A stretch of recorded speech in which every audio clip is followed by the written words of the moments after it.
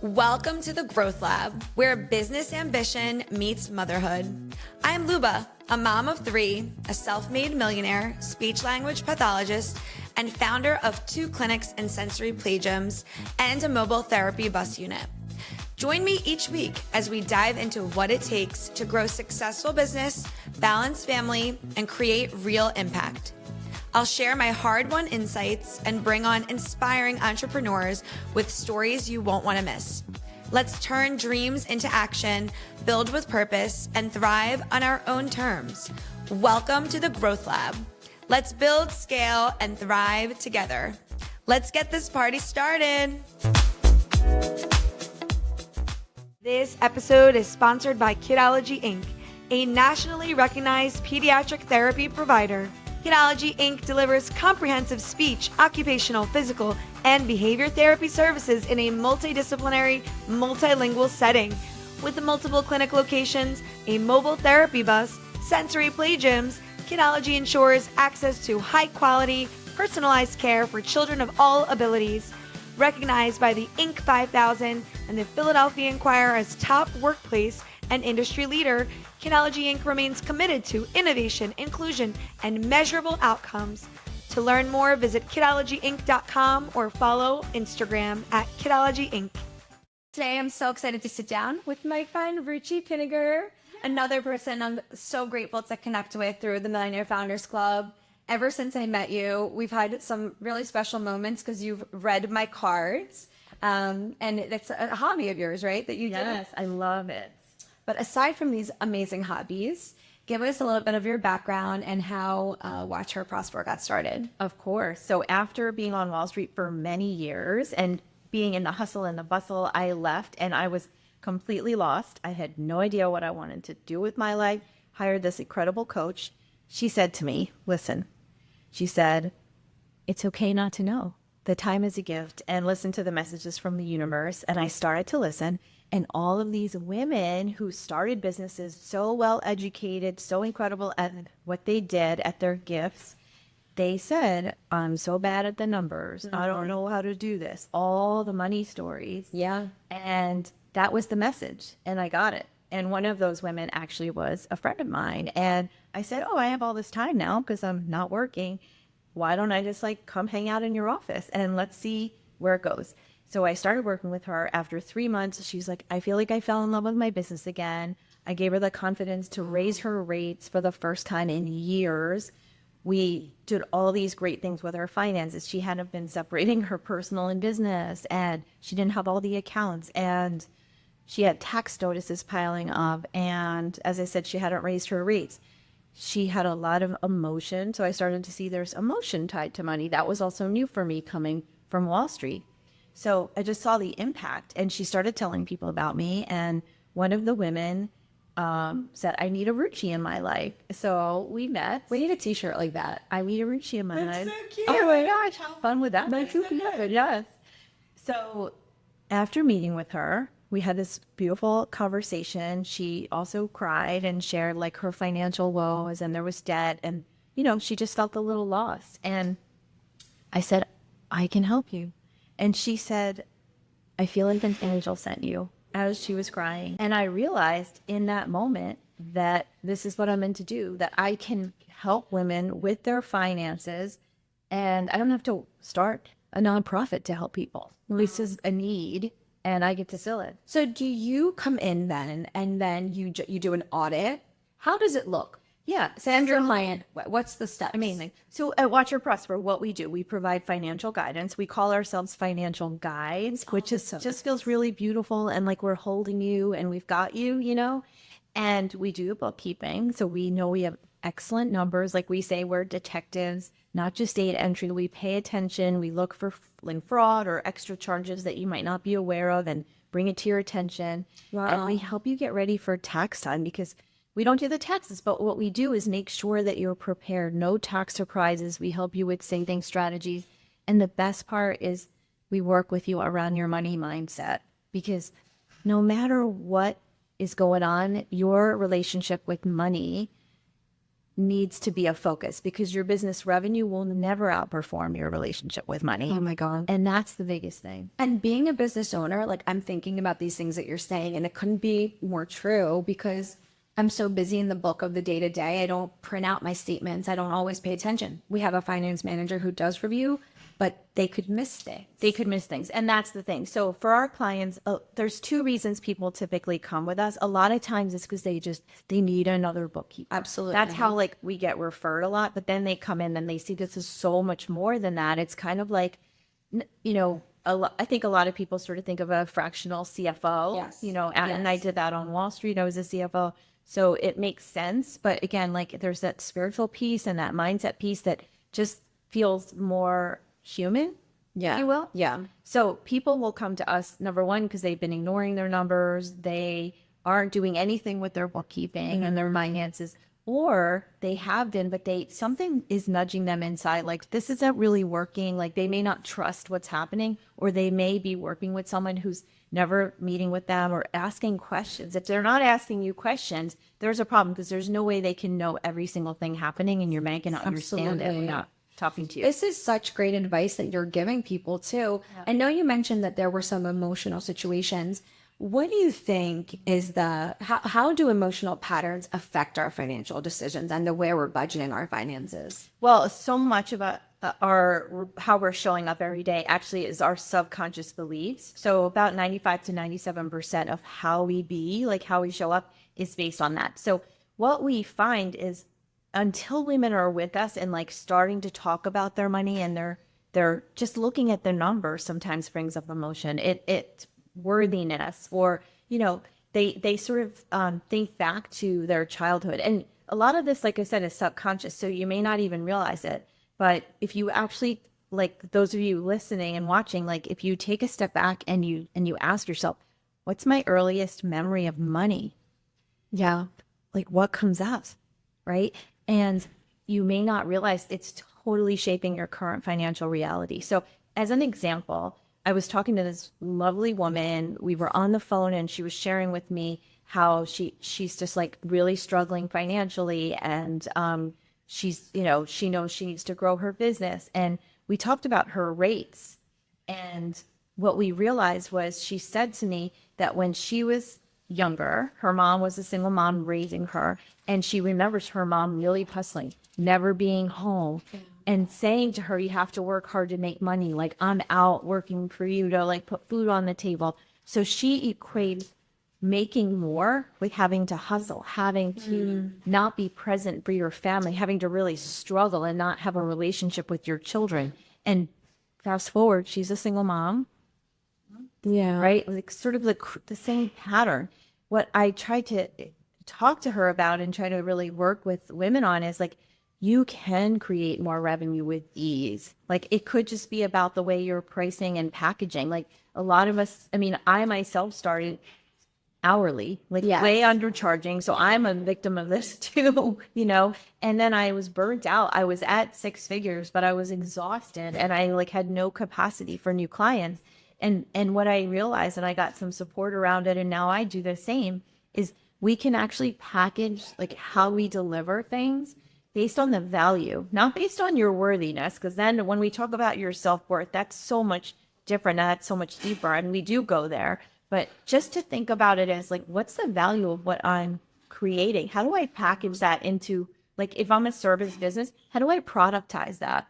Wow. Well, we learn and grow with time, obviously, but with such like amazing consulting and advice, that's not something that you generally think, well, I need this, but it's so valuable what you're doing. It's so important. It is. And, you know, the biggest thing I said is like the awareness. What is that awareness that came to you when you step back and think about all the thoughts you have every day? Like we have an average of 60,000 thoughts per day. And as women, 80% of them are negative.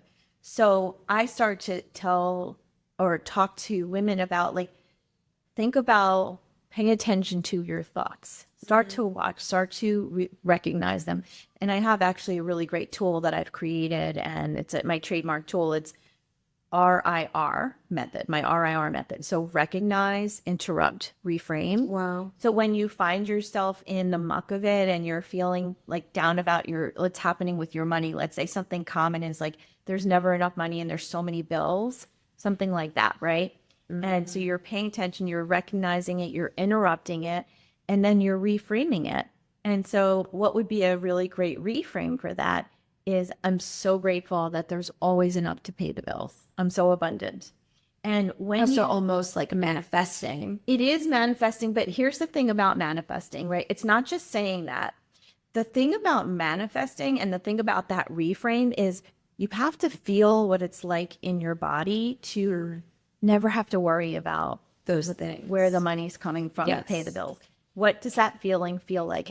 Like some people just say they feel lighter, they feel freer. Wow. What happens in your body? And what happens in your body then changes how you're showing up, how you're making decisions. And that's actually how we manifest. This episode is sponsored by Kidology Inc., a nationally recognized pediatric therapy provider. Kidology Inc. delivers comprehensive speech, occupational, physical, and behavior therapy services in a multidisciplinary, multilingual setting. With multiple clinic locations, a mobile therapy bus, sensory play gyms, Kidology ensures access to high-quality, personalized care for children of all abilities. Recognized by the Inc. 5000 and the Philadelphia Inquirer as top workplace and industry leader, Kidology Inc. remains committed to innovation, inclusion, and measurable outcomes. To learn more, visit kidologyinc.com or follow Instagram at Kidology Inc. Do you have any tips for some very specific things entrepreneurs can have in place to start their process appropriately? I'm talking about, maybe systems, visibility, dashboards, financial data they should be keeping. What would you recommend? Yes. So one of the biggest things I hear from entrepreneurs is I'm profitable, so why do I feel broke? Right? Because a lot of us are still focused either on just what's that revenue number or even just the profit. And that's not the whole picture, right? Of course, we all want to make seven figures and we want to have these thriving businesses. But if you're making seven figures and you're spending more, you're still going to be at a loss. If you're making 300K, even 150K, and you've got low expenses and you're in a place where you can afford it, not like in New York City, like I live, then you can be living a beautiful, full life and not be in debt, right? So it's just how are you spending your money? And so this is all about planning. So a couple things here. Number one, what we do with our clients and anyone who's starting out or like getting to a place where they're starting to see regular recurring revenue, have 3 accounts. We have a 3 account approach. So have a checking account, have one savings account for taxes, and have another savings account for your emergency and growth fund, so that as you want to build to make investments in your business, whether it's marketing, whether it's a financial team like ours, or whatever's the next thing for your business, a team member. And as you're bringing in revenue, move a portion of that into your tax savings and move a portion into your growth and emergency fund and start to build those. The tax savings in particular, talk to your CPA, understand what your tax rate is, and you sort of back into what that percentage is that you need to move.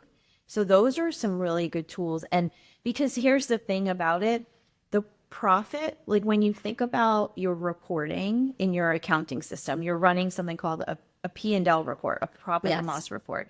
That shows the revenue, all the money that's Can't live with coming that in. P&L Girl, right. P&L report. So the revenue is what you're bringing in, the expenses are what's going out. Yes. That brings you to the profit. And a lot of you may be seasoned entrepreneurs, may know that. And some of you may be starting and you just are like learning some of these terms. So then once you have your profit, what comes out of that, there's so much more. So for example, if you're the only owner of an LLC, you're not paying yourself on a payroll, you're taking an owner draw. Okay. So that money comes out. That's like the cash flow, which is different than the profit. So if your profit, let's say, is $10,000 this month and you need $8,000 to live, right? You're taking $8,000. But also that if your tax rate is 30%, and you need $3,000 to move over to the tax savings, you're now negative cash. That 8 and that 3 is 11. but we just talked about the profit being 10. Right. So really paying attention to those numbers. And I'll share a tool with all of you to help you plan in a little bit. That's incredible. And what a way to feel empowered versus overwhelmed, because this is a full takeover. The control is in your corner and you don't have to. People, I think, are so uninformed. They get into business. And to be honest with you, I didn't come from business school. I'm a speech pathologist. And when I've had an entrepreneurial spirit, but 5 years in, I knew I was making money. And the question came, well, do you know your AR, accounts receivables? I was like, yeah, I know what I'm going to make. No. They're like, what are you waiting to make? What haven't you made? Yes. And I didn't have answers. Yes. And that's when I started to also educate myself. So I know what you're saying and how important it is, because balancing it and understanding it. Yeah, you made money, but you didn't make profit. Yes. So it's just such a crucial place. Understanding your numbers. Yeah. And look, the whole thing is you don't have to be an expert in it, right? Like we all hire support that we need in our businesses. Yes. So for people that just don't feel as fluent, I'm going to share that tool, but also find someone to work with that can really, first of all, create a judgment-free space for you, Yes. a place where you know you can be vulnerable, somebody who you trust. Instinctively, you'll know. And, make sure that they can spend time with you and meet. Oh, that's amazing advice. And that's such good advice. This also ties into navigating some of the big leaps in your business. So hiring and investing, expanding. Do you help people really break that map down then? Because, hey, it's probably not the best time for you to invest. You just were negative this month or whatever the situation is. How do you approach those things? So we look at cash flow projections. So the thing I'm going to share with you is something you can try doing on your own as well. Like I have videos and, it's like a mini course on cash flow planning. So what we do though with our clients, as in addition to the bookkeeping, is we're really helping them plan out what's the projection. So based on what we know now, what's going to come in for the rest of the year, what are our expenses going to be, and then what are the things we really want to do? Like we want to hire the marketing team. We want to make someone from maybe a part-time employee to a full-time employee, or maybe even just hire our first person to help support us in our business. And what does that look like? Are we still profitable? And is there enough to still pay ourselves and save for taxes? You're like a financial awakening coach. That is how I see you. I love that. You get that? No one ever said that. God. I love that. A financial awakening. Just because I see you and know you spiritually too. Right. So this is what oh my God. Let's talk a little bit about the role of motherhood. And I know you're a mom too. Tying that into business and finding the identity in your journey. Can you speak about that for yourself and how you're able to balance your motherhood and this work, essentially being like the financial mother for people? Yeah. Well, I think like in everything there is that sort of, I don't use the word balance. I say harmony. Like we find harmony within ourselves and within our lives. So we as women are just really hard on ourselves, and we also want to do all the things. So for it, sort of like with my own growth, it's just being feeling really whole, no matter if I was like missing out on something or like not going to an event. Like I have the control of creating the reality I want. So I feel like, how lucky am I that I get to choose? Like I actually created the business for freedom, and some days doesn't feel like freedom, right? Like there is a lot sometimes. Sure. But in reality, I still know I get to make the choice. I get to choose that I'm ending work early and I'm going to my son's school to do this thing or to do that thing. I get to choose if I want to go to a doctor's appointment or a massage on a Friday, which I often do, right? So we get to choose, but we also have seasons where our family will always take priority. However, sometimes our business needs us more than our family in that moment. And we're just choosing like day to day, what's my priority today or week by week. So I think like as entrepreneurs, the biggest thing I want to remind you all, because I had been guilty, is like nothing matters more than your family and their health. Like nothing. So when you're in the hustle and the bustle and you're feeling burnt out with your business, like just take a breath, take a pause, refuel, and remind yourself why you're doing this. Would you say that for you, prosperity outside of money is health then?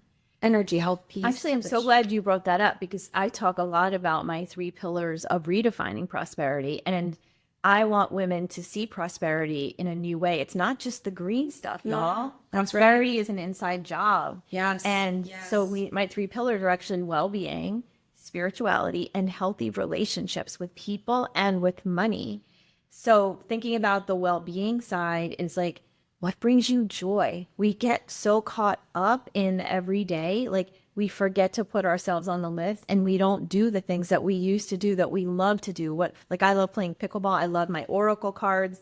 I love gathering with women and community. So I just like make time to prioritize those things. So that's like that well-being side, because we have to fuel ourselves so we can fuel others. Then there's that spirituality side, and just like really keep it uncomplicated. Like I talk about God, I talk about universe, whatever y'all believe, whatever connects. It could just be your higher self, as neither of those connect. But just thinking about, we spoke about my RIR method and the language we use, because what I say is like the universe is a mirror. So what we're putting out is what we're getting back. That's what I want you to think about. What are your thoughts every day? Are you thinking lack and scarcity, or are you thinking abundant thoughts? There's never enough time, or, oh, there's always enough time for everything I want. I love these messages. And actually, my next question to you was, do you have advice for women ready to take the next step in owning their power? To some, owning their power means money, but to some, the spiritual side. So what could they do if they need to get started and maybe clear themselves of that clutter and begin the steps to the prosperity and owning themselves, their power? I love that. It's start with, first of all, like let go of the judgment. Love that. Let's give ourselves grace. Just we do with our friends. We give them grace. Stop pretending. Many times. Stop pretending. Yeah, we did a session on that earlier. So that was really fun. Stop pretending. Ask for support. Yeah. But also like notice how you're showing up. Notice if you're depleted. Notice if all day you're in those thoughts of lack and scarcity. What can you do about it? What can you choose? Yeah. Amazing. So I wanted to just end this with some fun questions for you. What is one money myth that you want every woman to ditch? I think what I want you all to ditch is that there's a limit in what you're capable of. Like you're capable of whatever you want to create for yourself. It's there and it's available to you. It's just, do you really want it? And are you taking the action on, whatever that aligned action is on it? And then what is your top money habit that you personally live by? I do a lot of gratitude. Like even when I pay bills, I'm like, I am so grateful. That is beautiful. I'm so grateful that I have that. Is to pay amazing. this bill. I'm so grateful that I have this person to support me or help me. Like we had a thing with our home outside of the city. It was a couple years ago, and it was like $20,000. I mean, it was just some crazy, it was out of nowhere. Oh, wow. And I was like, that's a lot. And oh, how grateful am I that we have that sitting in the bank and I can just write the check. Like, so that was a lot. That was an extreme example. But even every day, even the small bills you're paying, and in fact, like when you reframe your thoughts, someone just told me the other day after this workshop that I ran. So she wrote me this beautiful note, and she said, usually I avoid my mail. Like I just never go to check it because I'm always worried about all the bills. And she said, after listening to you yesterday, I went to the mailbox today, got all the mail, and yes, there were bills, but there were 2 checks. And they were more than enough to cover the bills. So thank you for just reminding me about my abundance and about my prosperity, and that there's always enough to pay the bills. And she's like, I'm carrying that with me. I'll be honest, in the last many, many years of my life, when I pray, I always pray for strength to have the energy to work. And this was the first year. And on the high holidays, I always pray for those things, for my family, for the strength to continue to work, because you can't, if you don't have the strength or you don't have the will, you're not going to do the work. So I pray for those things. But this was the first year that I said thank you in my prayer. And I recognize that in myself, because all this time in a business for 10 years, but today and at this mental point, I was able to finally recognize and transition that and be like, wow, I'm so grateful. I'm so blessed that, and I work hard and I have that energy, but I finally included that in my prayer. So you don't always have to pray. You can also be grateful in your prayers. Yes. Well, gratitude is how we, you remember we talked about that feeling, getting into the feeling. Think about what happens when you feel gratitude. Like what happens in your body. You feel this sort of something's like really protecting you, like caring for you. You feel like a certain trust almost, that there's always, when you're in trust, you're in ease and you're in flow. That's what happens. So that's like what the feeling of gratitude brings. It's amazing. Is there a special place where listeners can connect with you or explore your business, Watch Her Prosper? Yeah. So of course, watchherprosper.com. And I want to share my complimentary cash flow confidence mini course with you. And this is a really great way to start to get a better handle on your cash flow, not just your profit, but your cash flow, which is so key. So watchherprosper.com/cash flow. Check it out. I have videos that'll help you walk through it, so you'll feel as supported as you can without being like a client and being there with us at Watch Her Prosper. And follow me on Instagram, DM me, let me know how the cash flow confidence goes. I'm at Watch Her Prosper. You're awesome. Thank you for all your insight. Thank you for connecting us with spirit and money, which is not something people usually do. And thanks for tuning in to the Growth Lab. Like and follow us. See you next time. This episode is sponsored by Kidology Inc., a nationally recognized pediatric therapy provider. Kidology Inc. delivers comprehensive speech, occupational, physical, and behavior therapy services in a multidisciplinary, multilingual setting. With multiple clinic locations, a mobile therapy bus, sensory play gyms, Kidology ensures access to high-quality, personalized care for children of all abilities. Recognized by the Inc. 5000 and the Philadelphia Inquirer as top workplace and industry leader, Kidology Inc. remains committed to innovation, inclusion, and measurable outcomes. To learn more, visit kidologyinc.com or follow Instagram at Kidology Inc.